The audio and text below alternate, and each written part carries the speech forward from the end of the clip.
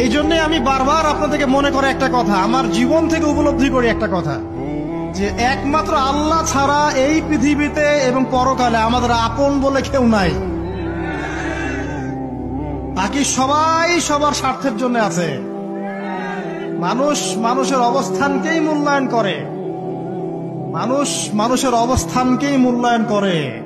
আল্লাহ রাব্বুল আলামিন আপনার ভিতরটাকে ভালোবাসেন। দেখেন, আপনি যখন নামাজ পড়েন নাই, আল্লাহ পাক কিন্তু আপনাকে ধ্বংস করে দেন নাই। আল্লাহ পরম করুণাময় আপনাকে হেদায়েত দিয়ে নামাজি বানিয়ে দিয়েছেন।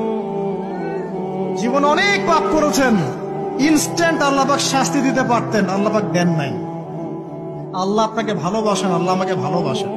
আল্লাহ পাকের এই ভালোবাসার ঋণটা শোধ করার জন্য হলেও নামাজি হয়ে যান, আল্লাহর পথে ফিরে আসেন, দিনের জন্য কিছু করেন, দিনের ফিকির করেন, পড়াশোনা করেন। প্রিয় ভাইরা, আল্লাহ পাক তৌফিক